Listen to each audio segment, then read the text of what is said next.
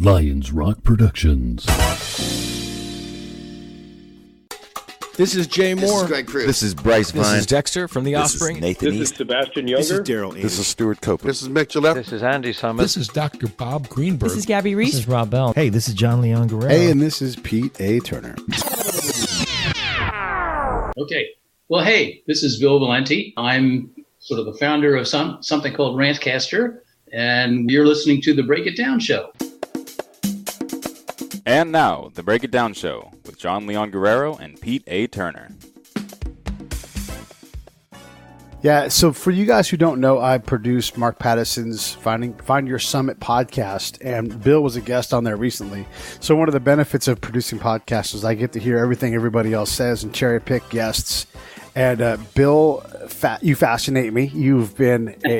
Your collection of achievements is wonderful. But I am going to use Mark's show as a part one for this. So we're going to cover hopefully some fresh ground. But we do got to cover a couple things. You've been successful in business. You are, from my point of view, you are very good at languages. You became a Chinese linguist in the Army, and you were a signal intercept guy. So that makes this a hashtag spy versus spy show. You're a successful founder. You did the whole thing with the 9-digit keyboard on phones. I mean, there's so many things. Melodio, the streaming music company that ends up becoming like a iTunes thing. Surviving your health intact. It was cancer, right, that you had? Yeah, non-Hodgkin's lymphoma, which I think is a terrible name for a disease. Why would anybody want to have something that's non-something? Right. Yeah, and what happens with Hodgkin's lymphoma? Yeah. I mean, they get all the fame and fortune. I call it hockey disease because it's NHL is the TLA, right? Uh-huh. Yeah, and then didn't Jaromir Jagr have non-Hodgkin's lymphoma at one point? Who? Jaromir Jagr from the Penguins. I think he had that at one point. Yes. Or maybe it was Marilo Yumut. One of those Penguin guys. Yeah, well, Paul Allen just passed away from non-Hodgkin's lymphoma. Yeah, there you go, right there. Yeah, but so that was stage 4. Is that right? Yeah, I was diagnosed as stage 4, but in this so-called indolent phase where it kind of parks, and all they can do, because the fundamental principle of chemo is that it's looking for rapidly expanding cells to go after, and when it's in an indolent phase, it's not rapidly doing anything. Right. So they just watch and wait until it flips. In my case, it flipped 5 years ago, and I had to do a bone marrow transplant and go through all that rigmarole. So, yeah, but that reframed your life, and you had always been sort of a musician of sorts, and you were impressed by the revolutionary styles of Paris. And gosh, who throws more revolutions than the Parisians? But you're doing the biggest revolution in the last 50 years in Europe. In 1968 in Paris, I was a student. Yeah, you're standing there hanging out, so that kind of sets in. And so now your primary thing that you do is focus on music and do these. Well, through the Rantcaster thing, you're out and you're going to different communities and grabbing the local, I guess, would you call it, what's the genre term? Is it protest songs? Is it folk art? What do you call it? Well, I call it, most people would call it protest songs, but I like to call it topical songs because it can include what I would describe more accurately as laments, not just rants and protests. And it can be in the form of spoken word poetry. It doesn't have to be music, and it can be performance art. It is basically, the big tent for this idea is opinionated art that has something to say about the current state of the world, and it's in the form of music or poetry or graphic arts or cartoons or graffiti or modern dance. Pick one. And there's all forms of art that have been used throughout history as forms of political protest. I think the most famous one in the art world is Picasso's painting called Guerrero, which is about the terrible bombing during the Spanish Civil War. That's a piece of opinionated art that is very well known. So Rantcaster and the Art of the Protest Song is all about bringing that genre of music to the forefront and using it as a form of expression about what's going on in the world. What does success look like for you guys at an event? I mean, you're trying to grab the attention of a lot of people that have a lot of things vying for their their time and their attention? Well, part of it is to inspire, especially younger artists, to have a go at writing and performing protest songs. And for the past 20 years, I think you'd find that most artists in the pop genre or folk genre would shy away from protest songs because they think they'd alienate somebody in their audience. And, they wouldn't sell as many CDs. But I think that's changing just because of the nature of the environment we live in today. And I'm finding as a result of these 21 shows that we've done around the country in the last 4 years that artists are losing their fear of standing up there and having something to say about this administration or environmental issues, climate change, et cetera. So that's very, very encouraging. And that's a major objective of Rantcaster and the Art of the Protest Song. You've been around for a long time. Again, Paris in the 60s. Well, me too. I mean, heck, I'll be 50 soon. So I just turned 70 on the weekend. Okay. So, yeah, that's right. It was your birthday. Happy birthday. I saw that on Facebook. That's why I call myself a submerging artist. It's submerging. I love it. But yeah, like you've spent time, in the military. You've been in the business world. You've climbed mountains. You've done all these different things in your life. And we've seen all of the different protest song type folks, and we're always mad at, well, especially right now, we're mad at this administration, but are we always mad at the administration? Is that a common theme? Are we always trying to hold them accountable? Well, yeah. I mean, there's always something that can be improved upon, right? And that's the nature of progressivism, is to never be satisfied with the status quo when we can make it better for the most number of people. So I've been a lifelong progressive. I would say that I'm a social liberal and a fiscal conservative. I like to have balanced budgets and our tax dollars spent on useful things and not frittered away on ridiculous things like $10,000 toilet seats for military airplanes. But on the social side, I'm an absolute progressive and liberal, and I think that there's this constant tension, as there should be in a democracy, for people to have an opinion about stuff that isn't right. And I think what I found with Rantcaster and the Art of the Protest Song is that you can say something about an issue that is of concern in the form of music or spoken word poetry that is much more effective and powerful than just writing another 2 paragraphs on a blog. So that I've enjoyed doing that. When you go to write a song, where does your inspiration come from? I mean, is it a news piece and you just get into a rant and you start writing things down, or how are those things born? Yeah, I'm very definitely driven by the current news. So I spend probably too damn much time on the internet just looking at what's going on. But I get a pretty steady stream from lots of different sources: the BBC, CNN, Huffington Post, the New York Times. I look at non-U.S. newspapers. I subscribe to The Economist because I think they always have a very different point of view than most American publications. In fact, I mentioned before we started, the original Rantcast show was the structure. The idea was looking for interesting letters to the editor from newspapers around the world as a window into what people are pissed off about in Islamabad or Singapore or South Africa or London. And it was really a lot of fun producing it. And I got a lot of very positive feedback from people who didn't have any idea that people in Malaysia had similar thoughts about environmental issues to people in Topeka, Kansas. Yeah.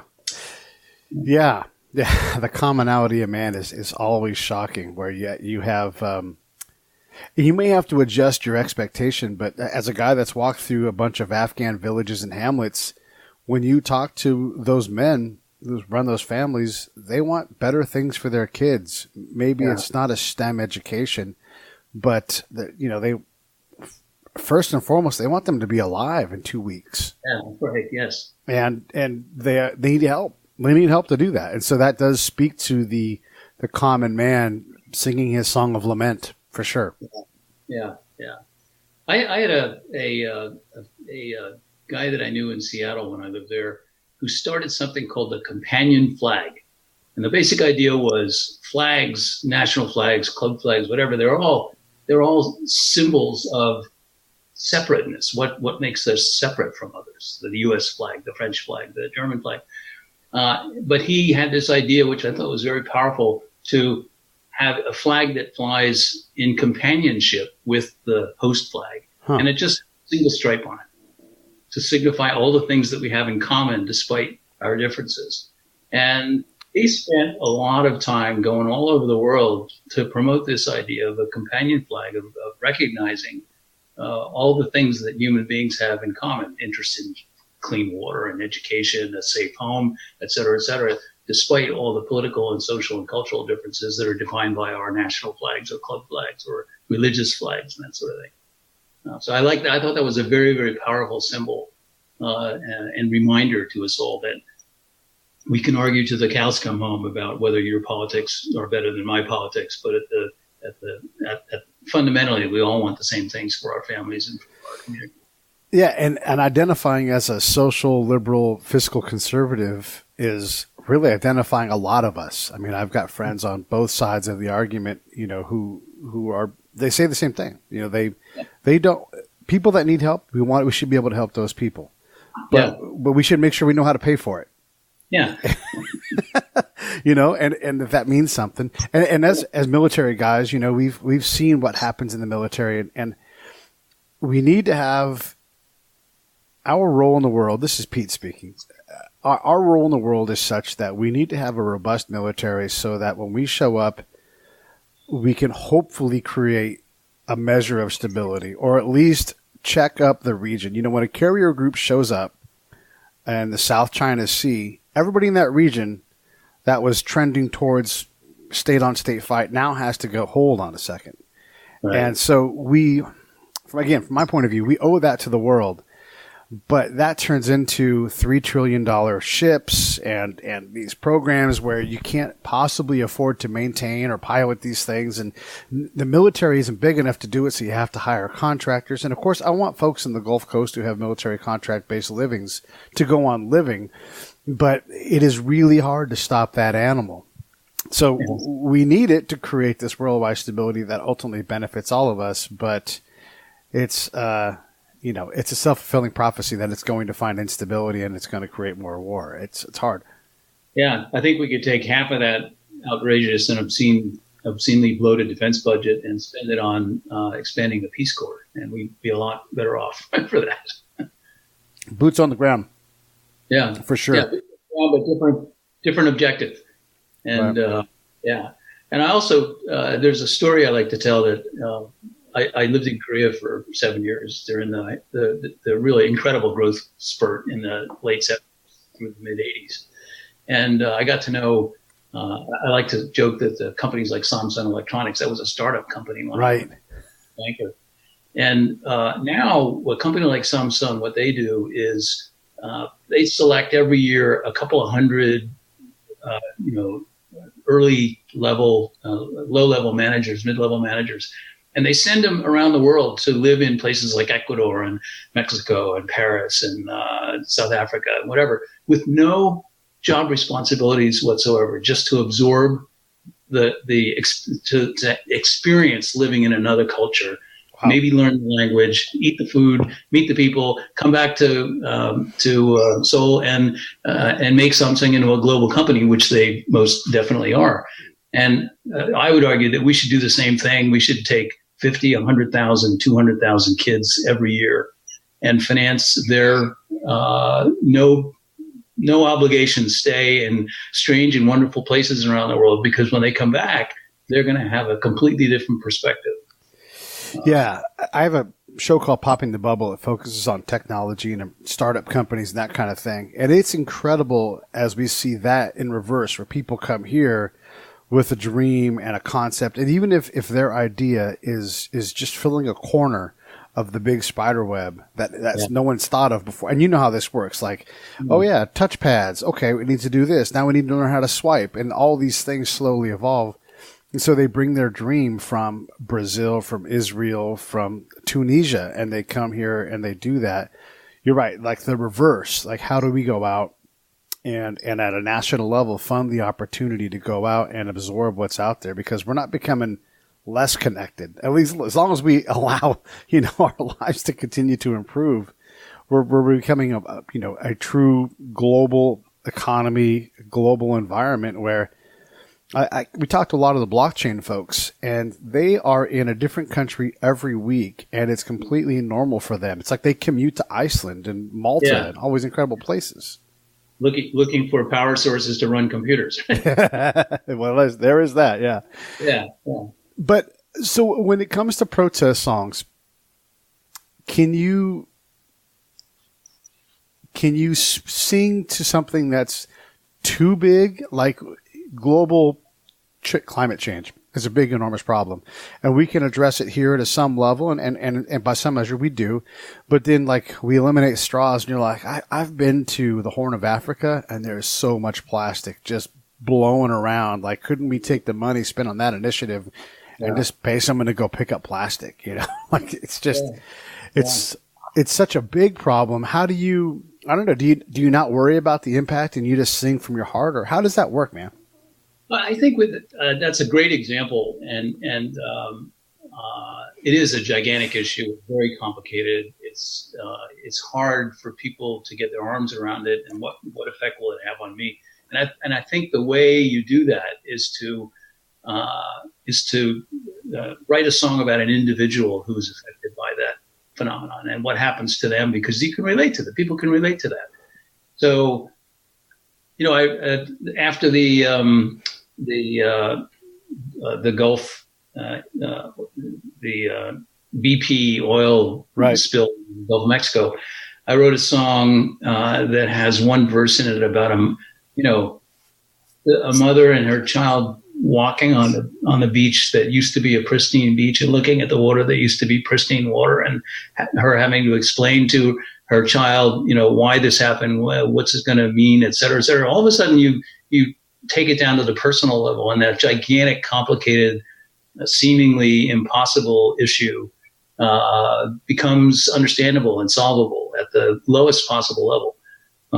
And I think that is what makes a protest song successful in activating your activism genes, which is one of the terms that I use when I do these Art of the Protest song shows.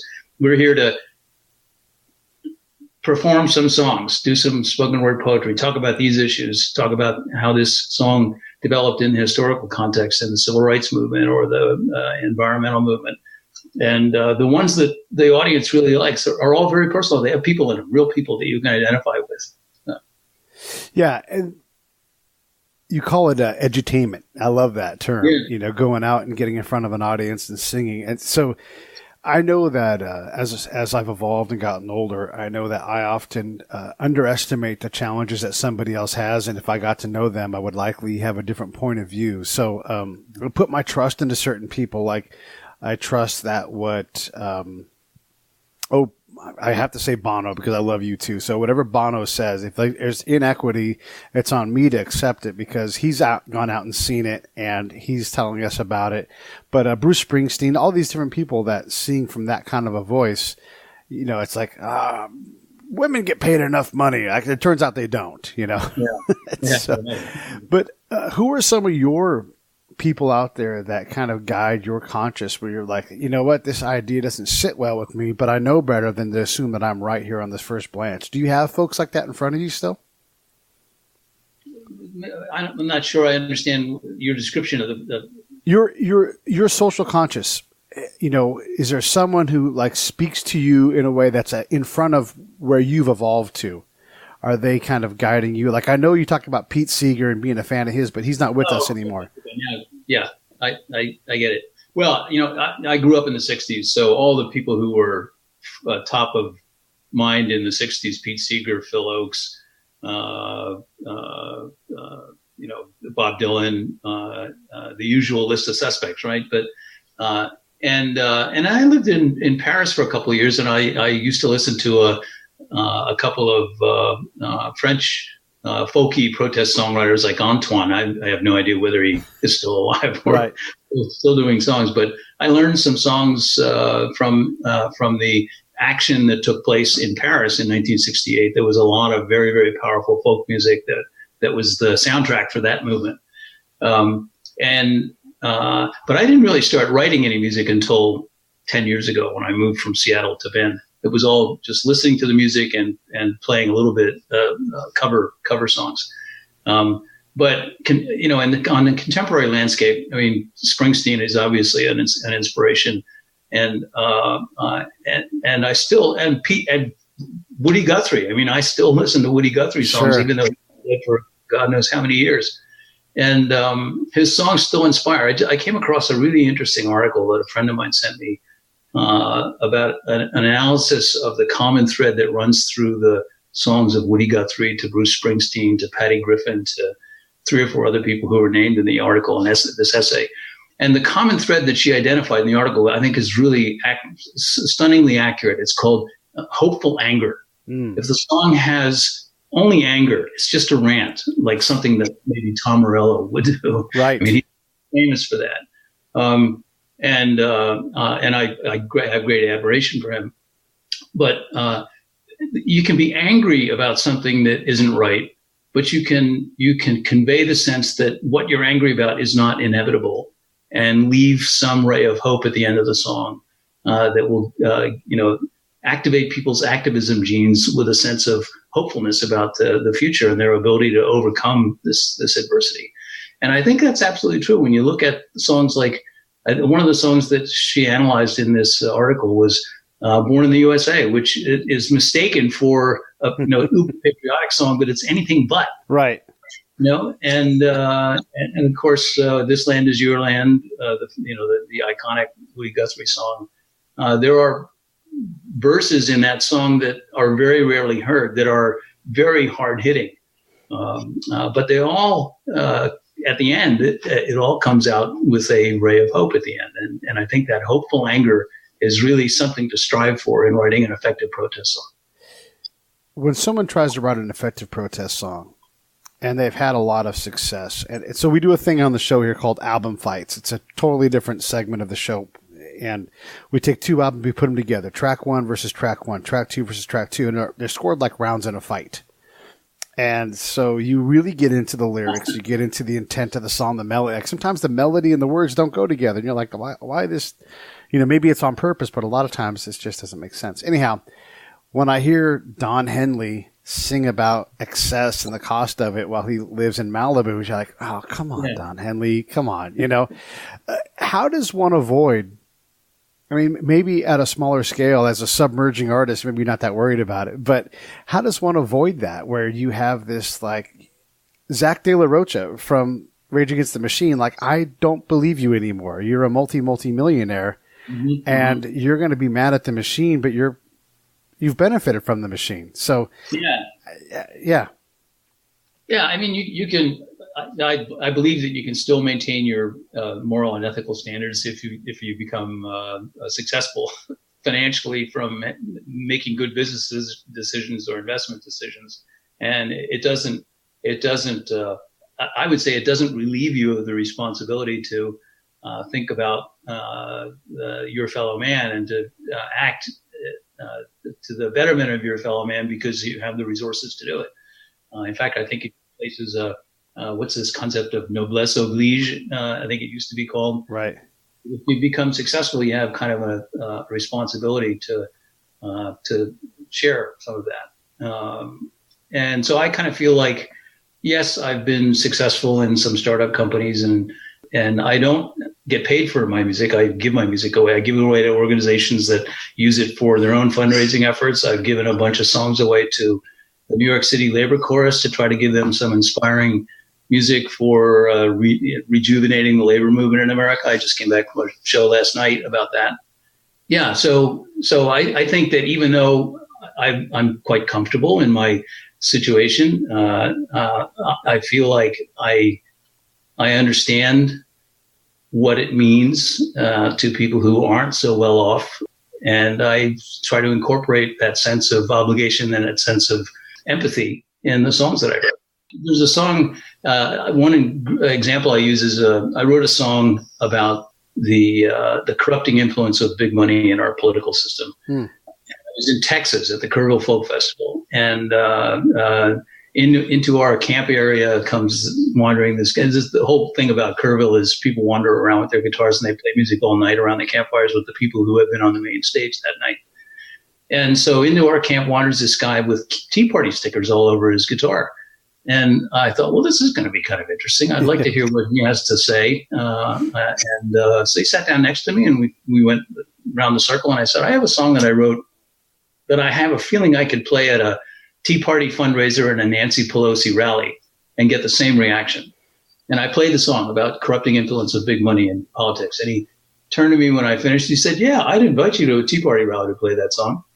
Because I feel the same way. If we could get big corrupt money out of our political system and just let the best ideology, the best policies win, we'd all be better off. So right in that moment, I just discovered, well, I should be writing about issues that cross that big divide in our culture and political system. I'm always struck by the folks that have the silver bullet solution for political problems, like term limits. Like, well, then vote your guy out. Yeah, right. Leave my guy out of it. Yeah, you know, like for my guy. Yeah. Or like you want to reduce the military-industrial complex, vote your guy out. Like, go have your guy go to Congress and say, I want no military contracts in my district. Vote for that guy. Yeah. Like, oh, hold on. Yeah. It gets hard. How do you write a song though that gives someone, not you're not telling them what to do, but how do you inform them in a way that actually is practical? Because it's great to tell me that I should have term limits and not have my guy, or that the Senate is not representative of the people because there's only 2 senators from California, but there's also 2 from Montana. But how do you deal with, or do you not get that specific in a song? Well, this song, Congress for Sale, the one I just described, is really a lament about members of Congress having been co-opted by big money, and they're not really representing you or representing me. And we're all getting the shaft. So let's rise up together and change that. So get out the vote. And, I love songs that have a get out the vote component to it, because that's the one thing that John Q. Public can do that nobody can take it away from him except some nefarious, governors and whatever operatives who want to try to take it away from certain people. But that's still a very, very powerful weapon, and not many people appreciate the power of that weapon. So I've been performing at a lot of get out the vote things in the run up to the midterm elections, and we had great audience response to the collection of songs that we produced for those shows. I think it's hopeful anger. You have to have that element of hopeful anger in there. Describe the issue, personalize it. Put an individual in the song somewhere that people can relate to and recognize. It doesn't have to be a named individual, just somebody in the song, and that's a really powerful thing for them to take away. I shouldn't say folk songs. Do protest songs, do you have to have a lot of words? Does the melody matter that much, or how important is the tune and the words? Well, if you take a song like We Shall Overcome, pretty long, simple lyrics. And it's also timeless because there's never a time when there isn't something that we shall overcome or need to overcome, right? Sure. So it's timeless. It'll always be there. We shall overcome this. We shall overcome that. And it's a simple melody. The melody itself was co-opted, I think, from a Carter family too. I don't know where it came from. It's an old spiritual. It's a Protestant hymn or something like that. And I think it's great to recycle those simple, recognizable tunes with new lyrics to reflect the current reality. So I would have to say that the best folk songs, the ones that are the most effective to me, are ones that have very little production, very simple melody line. And you can have complicated poetic lyrics, but man, don't gum it up with pyrotechnics on the guitar or all kinds of stuff in the background, because then you're missing the whole point of the song. That may be a self-serving claim because I'm sort of mediocre on the instrument and I have a terrible voice.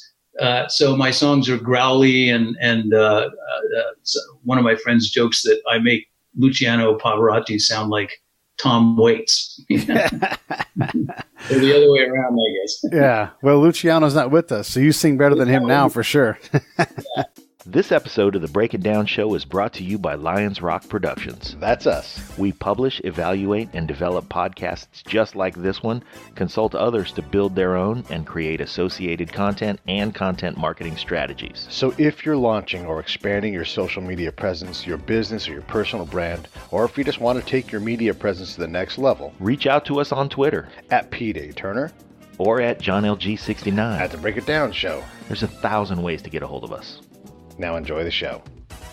Tom Waits. Or the other way around, I guess. Yeah. Well, Luciano's not with us, so you sing better than him now for sure.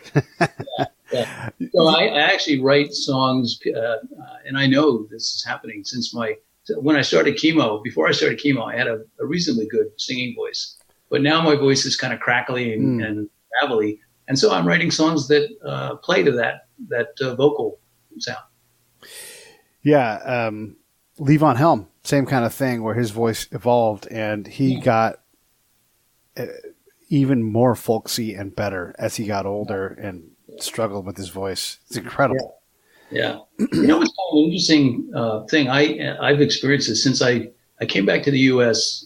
in 92, 93, after basically 20 years in Asia. And yeah, I came back to the U.S. for visits once in a while, and I would hear, the best of American pop and rock and roll music occasionally in shows and on the radio and whatever. But I literally missed 2 whole generations of American music. Yeah.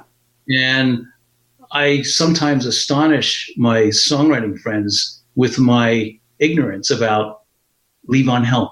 Yeah. Or all these bands that were just huge. The Grateful Dead. Yeah, I know who the Grateful Dead are, but I couldn't off the top of my head name 10 songs. Yeah. And people think I'm like an alien, like a Martian. Yeah. And it really is true. So I'm trying desperately to catch up. Is there, okay, I want to ask 2 questions, so let me say them out loud so I don't forget them. The first one is what are the timeless songs, like redemption songs, great, but you could probably even go back to Psalms in the Bible, or I don't know, heck, maybe even Lamentations in the Bible, and go, these are the same themes, or the song evolves, the theme of the song evolves with the time, where, yeah, we're in a completely new world, but these themes still apply. And I already forgot the other question. So let's just go with that for right now. So what songs, talk about some timelessness of songs where you're amazed that the ability to reinterpret or the lack of a need to reinterpret a song exists. One great example, I think, is Stephen Foster's song, Hard Times. I think it's Hard Times Come Again No More. How many people have sung that? It was written before the Civil War. Right. I think the best version of it that I ever heard was James Taylor doing it probably 15 years ago. And it's a universal lament. There's always going to be something that leads to hard times for a certain small or even large percentage of the population. So that's a song that has legs just because it's a perfectly crafted lament about a situation that is always the poor will always be with us, right? Yeah. Yeah. There's when we do these Art of the Protest song shows, I encourage the other artists to look for songs as far back as they can go, where even if they have to make up a melody line, just find the lyrics that you like that is in the context of what was happening in English history or Spanish history or whatever in the 19th century or 18th century or even further back, and bring that song to the show, and then maybe do a contemporary original song on the same topic and just show the contrast between the way that opinion was expressed in 1840 and the way that opinion is expressed in 2018. That has turned out to be a really effective way to present the power of music to define an issue. I think there's a song from the 18th century British, maybe it's the 17th century British Civil War, English Civil War. It's called the Diggers' Song. Uh-huh. And remember the line. It was about land reform. Basically, the meek shall inherit the earth is kind of the message in the song. and rise up diggers all, take our land back, et cetera, et cetera. It's a really terrific song. I've never been able to, nobody knows what the melody line is because it's, 17th century song. Right. So make up the melody. That's what Pete Seeger and Woody Guthrie would do. Yeah. Well, it's like the song. Yeah. I kind of, my opening line for some of the Art of the Protest song events has been, I imagine that somewhere deep in the dark crypt in the pyramids in Egypt, there's an undiscovered vault that has scrawled on the walls the lyrics of a protest song from the laborers who were pulling those damn stones Yeah. to build the pyramid. And, there's probably a song buried in the Dead Sea Scrolls from all those people who were wandering around the desert for 40 years and saying, what the hell's this all about, Terrible food, lousy conditions, Who do you think, in terms of on the bigger stage, who is out there doing like what Johnny Cash would do, where it might be Native Americans that he was singing about, it might be, prisons, a person in a field working hard, who really kind of crosses the boundary? I mean, like, obviously rap music has a definite tie to that, but it's from a specific point of view. Who out there has a big voice that's really pushing things in a variety of directions? Gosh, she was at the Sisters Folk Festival a couple of times, and I met her. I spent an hour with her as they have a mentor session there. Well, there's, actually, I think it's on the smaller scale. There's people like Joe Purdy from California. Joe is a real troubadour who is no bullshit in his lyrics. A guy who's got a strong opinions about a lot of things, and he expresses them in a way that is very, very convincing. Scott Cook is another. He's a Canadian folk singer-songwriter who's got some really, really hard-hitting lyrics about, religious intolerance and stuff like that. And I'm still not thinking of the name of that lady who just did an album. She did an album with veterans. She worked with them to write songs about their experiences in Afghanistan and Iraq. Wow. And gosh, why can't I think of her name? Well, we'll not worry about it. We'll think of it and we'll add it in later on. Yeah. It'll come to you. Yes. So when we get into this storytelling aspect where you have this character and, whatever, he's on a farm and, he's picking cotton or whatever it's going to be, whatever his thing is, and you put him in that circumstance, there's that aspect and I know not all protest songs are, like I said, it's hopeful anger. So is there comedy in some of these things too, where like, they just can't get up that hill and they keep getting smashed, but it's a tragedy told from a point of view of comedy? Yeah, I actually think that satire and comedy humor are the most effective ways of doing a protest song about really difficult subjects. Even my song about Congress for sale, it's mostly satire and humor. Preachiness is not welcome. I get that message loud and clear from songwriters who've been touring around the country for decades and decades and right. for a living. Nobody wants to be preached to or preached at. I don't know what the word is. Satire and humor are very disarming, even with difficult issues. I wrote a song about probably one of the first songs that I wrote when I started writing when I moved to Bend. I don't know if you remember, at a certain point, the gun rights activists were going in large groups to Starbucks, fully armed. I mean, they had guns all over. Right. And they were just daring Starbucks to throw them out. They just wanted to provoke an incident. And Starbucks surprised them by not doing anything.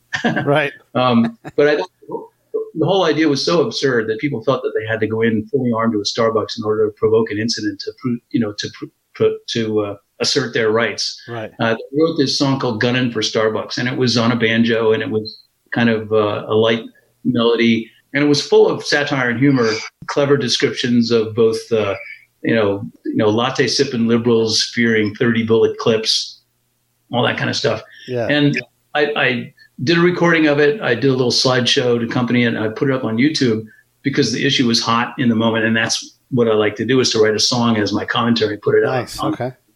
I got a lot of angry messages from people who were asserting their gun rights, but I also got one really encouraging one from a guy that said, "I've been a lifelong member of the NRA, and I don't agree with your point of view, but I love the song." Yeah. Yeah.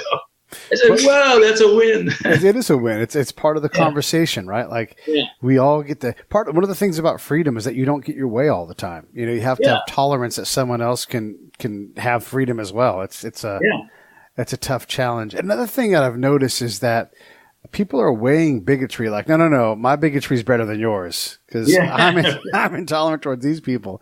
What is intolerant? Her name is Mary Gaucher is the lady. Mary Gaucher. All right. Gauthier. Okay. Say it again. Spell it again.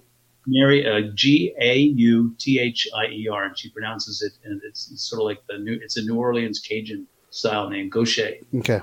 Mary Gaucher, and she is one of the most powerful and impressive protest songwriters I've ever come across. I'm amazed that I didn't in the moment remember her name.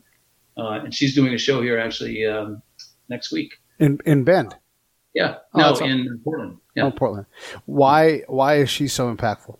She had a hard scrabble life with drugs and alcohol and poverty, and it really comes out in her songs. She's got a very rough, authentic voice that some people call her the female Tom Waits. And she is she's laser-like in focusing on the things that like poverty and income inequality and slavery and LGBT rights. She's really, really good. And she's the one who produced and put together this very powerful album with 8 or 9 veterans where they co-wrote songs that are powerful stories about their experience in war. I did a little of that in Bend. I started up a chapter of this thing called Soldier Songs, and the idea was to, at the most simple level, it's to give free guitar lessons to veterans and hand out some guitars. We got some guitars donated and we gave them out. But the more interesting part of it was co-writing songs, and you know from your experience that a lot of people, especially most of the people that we work with, were Vietnam era veterans who were in their 60s and 70s and sort of ready to tell their story. And some of the songs that came out of that were the most incredibly powerful songs that I've ever heard. Yeah, I'm glad that those guys are starting to do that now. I mean, hopefully we're past the era of bottling it up and keeping it quiet for decades and letting it kill some people along the way. We seem to be able to tell these stories now because there is a mill that you go through, and I frequently am able to say, hey, you know what, however much this sucks today, no one's shooting at me. No one's trying to shoot at me. No one's laying a bomb in advance of me walking across it. Yeah. So whatever this is, it's pretty easy, Yeah. And that level of that hard scrabble that, I should be dead because of my addiction or the things I have done, like this is easy. It's, there's a reality that not a lot of folks get to, because they haven't been, unfortunately, stretched in that direction. Yeah. I was in, this may be a little bit of an aside, but I was in Austin a little over a week ago for an Art of the Protest song show with 3 really superb local Austin, Texas songwriters, Sarah Hickman and Guy Forsyth, Colin Gilmore, and a couple others, sort of cameo appearances. And while I was there, I happened to come across these 3 guys in my hotel who were wearing T-shirts that said Vet TV. Nice. And I said, well, what's that? They explained to me it's a new online comedy channel about the absurdities of life in the military. It's focused primarily on post 9/11 veterans, and they happened to be having a reception later that day in this fancy media company in Austin, Texas, and they invited me to come along as a veteran. So I show up, and I'm one of only maybe 2 graybeards in the crowd. They're all 20 and 30 something veterans of Iraq and Afghanistan, some of them 3 and 4 deployments, as you know. And I had in that moment this overwhelming sense of this is a huge problem that we need to solve right away, because the level of testosterone and T-shirts that were emblazoned with extreme violent images. And just the conversation in the room, there were probably 100, 150 young veterans in the room. I could just feel like there's some people in here that are going to snap.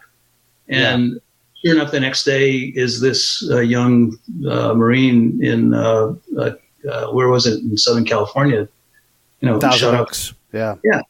And my gosh, that's an enormous problem that we need to solve. And I talked to the guys that started Vet TV about soldier songs and about the art of the protest song. And we're going to figure out some way to collaborate on it, because I think music, both performing music, listening to music, and writing songs is an extremely therapeutic thing to do. So that's sort of inspired me to keep the flame burning on this soldier songs thing as a component of the art of the protest song. Yeah, literally the day that guy was counting down his last minutes, we were out around Camp Pendleton at a Marine PTSD suicide event, because someone in the 2-4 Marines family had taken, and completely unexpectedly, like everything was going forward, no indication, and then he just chose to end it. So we were there doing the annual golf tournament. And, this is a Marine thing. Like there's active Marines there that have permission from their commander to go support this golf tournament. And, it's everything we want, is to grab that person who's struggling and hold them in our arms and, help them get through the next thing. And it is the ultimate tragedy, because it is obviously taking your own life is needless, but taking others with you is a place of hurt that, we just, as a society, we can't afford to have that. No, and we have created hundreds of thousands of potentially ticking time bombs in the endless wars that we're conducting, and the lack of serious reentry care for people who have fought them. Yeah, I mean, I can tell you my own specific tale was, I was trusted enough to go outside the wire, often with no military around me, and gather information, and pretty much be completely unsupervised and bring back things that took a brigade, which for the audience, 5,000 people, takes that whole organization and reorients them towards a smaller, like lower impact, the commander would always say, I need to know the most influential person in the valley. It's you, Colonel. As soon as you stop being the most influential, as soon as then someone else can emerge. So I'm trusted to do that. Cross language, cross religion, international. Maybe I'm working with the French, all these different things. I couldn't get a job interview when I came back. And it wasn't because my interview skills were bad. It wasn't because my resume was bad. It was because no one bothered to talk to me to go, we could use those skills. Yeah. And my skills are people skills. Right. Yeah. And in an environment like that, people skills are what keep you alive. Yeah, I can make the enemy trust me. So let me know how you'd like me to put me to work.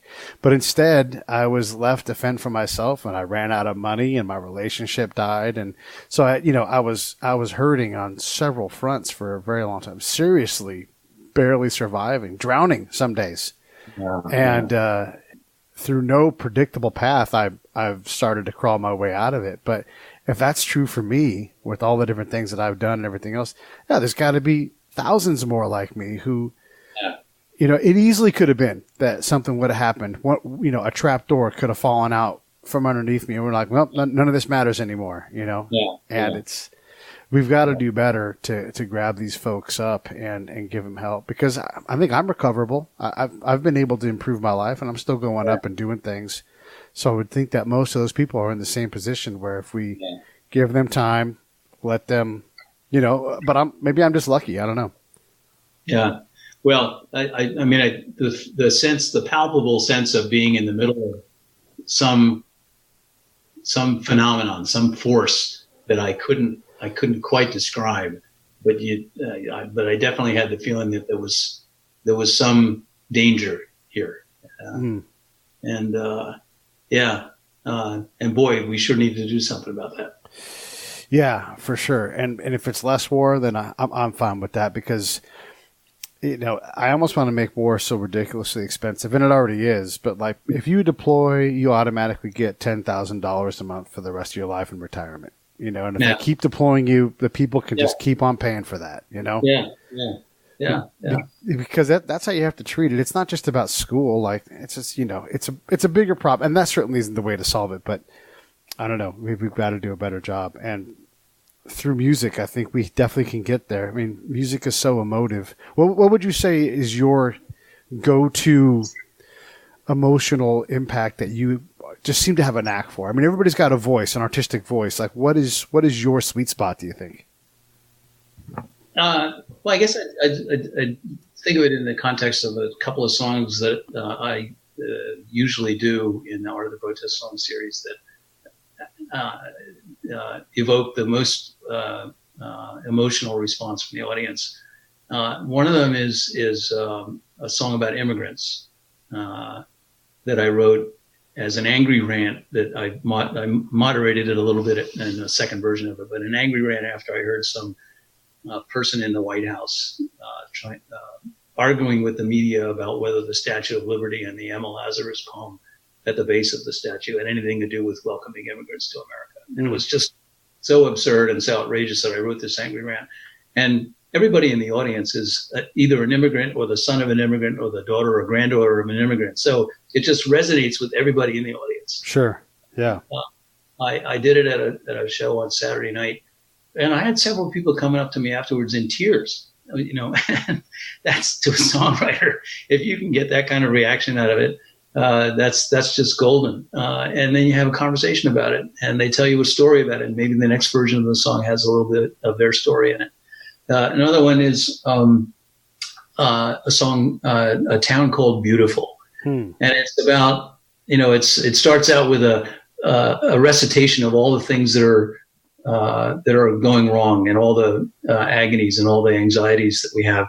But then segues into, well, we're not going to take this shit anymore. We're going to go build a town. We're going to call it beautiful. Yeah. And that song probably is the one that has the most vividly displayed hopeful anger.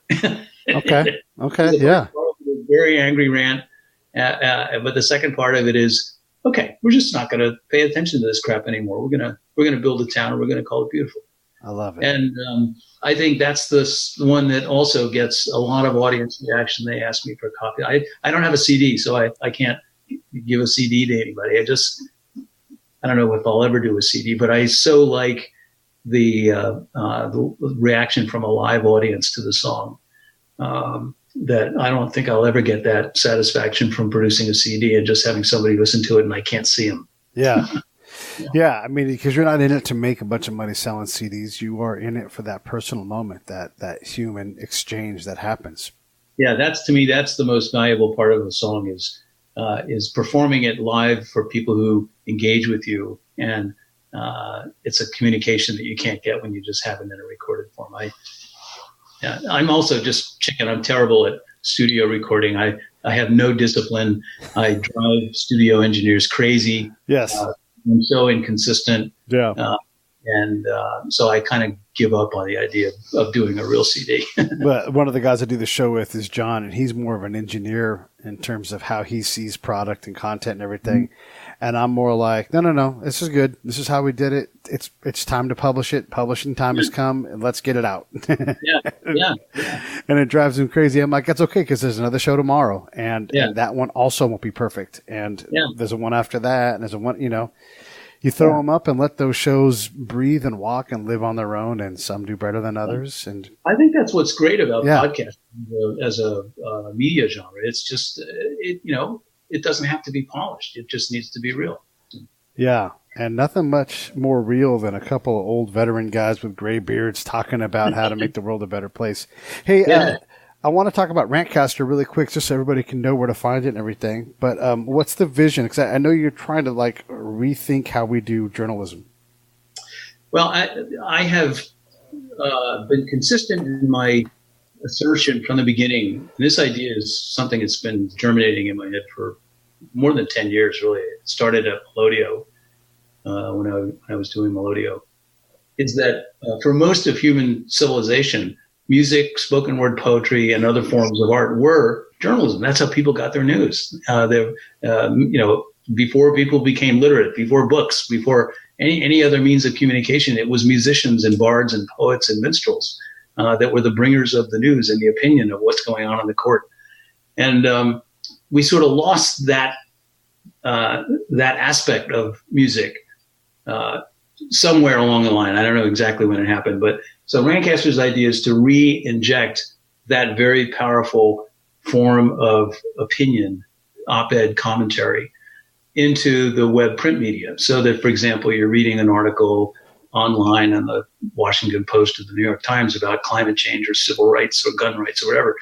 And you would find in that article online a link like the Facebook and Twitter links. You'd find a link with the Rantcaster logo that there is a song or songs or spoken word poetry or other form of opinionated art on that topic to what I use the term to punctuate the issue for the reader. So while you're reading or when you're finished reading that article about climate change or gun rights or LGBT rights, you can listen to a really well-crafted song or spoken word poetry on that topic. And I think it just leaves you with a more enduring sense of the importance of the topic, and it engages your brain in a different way. And so we've done a couple of examples just to illustrate the idea. There's a really good friend of mine who's an extraordinarily good protest songwriter, Keith Greninger in Santa Cruz, California. And he has a song that he wrote about the braceros and the Mexican immigrants, and it's called "Hop in the Truck," and it's a really, really good song about the absurdity of building the wall between these two people. And so just to demonstrate that, I'd find an article in the New York Times about the difficulty that the California farmers are having in getting people to pick the crops because of the immigration restrictions. And sure enough, at the bottom of that article, you have a link to Keith's song called "The Hop in the Truck." It just brings the issue to life in a way that simply reading it in prose, even really well-written prose, I find that to be very therapeutic, and it really does punctuate the issue for me. So Rantcaster's idea is to take that and scale it so that web print publishers all over the country and all over the world, for that matter, could have access to a curated library of topical art, music, spoken word poetry, other art forms that are on topic, and they can select them to punctuate the issue for their readers. Well, I love it. I mean, one of the things that drives me crazy, and if I was going to write a protest song, among the many topics that I have ready to go, one of them would be when the president says fake news, quit giving it to him. Yeah. Just fucking do your damn job. Yeah, Jesus Christ. Will you check your source? Yeah. Don't make that dude right. Come on. Yeah. Oh, I got a protest song on me for that. Yeah. Well, the other side of the coin, and this has been very encouraging to me in talking to artists as I go around to the Kerrville Folk Festival or Art of the Protest Song or whatever, is for an artist to have their work presented in a journalistic context, not just a line item on Spotify or iTunes. Yeah. That's powerful stuff. That's making Joe Blow or Bill Valenti, who wrote a really, really hard-hitting protest song on civil rights. I'm like Tom Friedman at the New York Times. I'm writing an opinion piece in the form of a 3.5 minute song. Yeah. And because now everything is digital, right? You can associate those two things in the same experience, the same environment. No, I love it. And maybe you get something out of that. Like you said, if you're singing from the truth and you manage to put that hook together and that clever turn of phrase, you might actually win some people over towards something that allows us all to go in a slightly better direction. Even if you're just nudging, Yeah, exactly. I mean, the blogosphere is pretty much a toxic wasteland, right? So I don't want to add any more, breathless prose or angry prose to the blogosphere. Yeah. I'd much rather spend a little bit of time and craft a 3.5 minute song that says what I want to say about the topic. And then I post that song, the link to that song as my commentary. Yeah. Now I go to Washington Post and I read an article about blah, blah, blah. I'll say, one sentence and then have a link to my song about that topic, I get hundreds and hundreds and sometimes thousands of hits on that song because it's associated with that news topic that's in front of people today. That's awesome. Hey, man, we've had you for an hour, and I want to be respectful of your time. Could I persuade you to do a couple of bars for me of a song? A couple of bars? Yeah. Yeah, I could probably. Let me get my I guess I should mention also that Joe from Blackbird Guitars has been a guest on the show who also comes from Lynn Grove.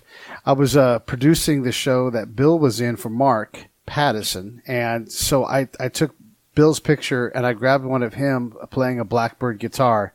And I did that as a favor to my friend Joe because I love what those guys do and I love Lynn Grove, partly because it's a carbon negative product and I love that as well. So check out Lynn Grove and Blackbird Guitars. They're awesome. And a shout out to Joe because he's a good dude. And by accident, the three of us all connected because of that picture. So I sent him a note saying, hey, man, I'm always thinking about you and trying to help. So that's cool. Well, I bought one of their first. I was one of their first customers for the carbon. So I think they call it the Traveler. Yeah.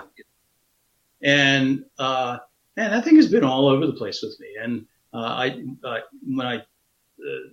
think I just connected up with him, which is how we got connected on that conversation. And I took it with me on this gig in Austin.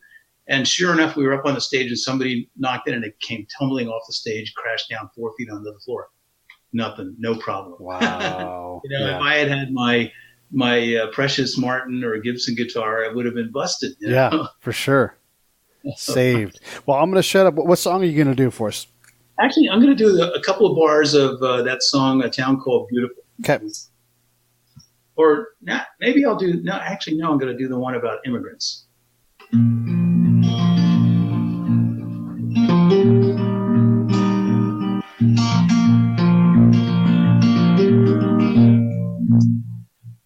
There's a ship in the harbor where liberty stands. The passengers gaze at her with awe. Arriving at last in the promised land, and the lady was first thing that they saw. And they came full of hope. They came full of dreams, leaving darkness and tyranny behind. From every corner of the earth, they have proven their worth. Every faith, every color, every kind. And the lady bid them welcome to the land of the free. It's a grace that was made in America, a light that shines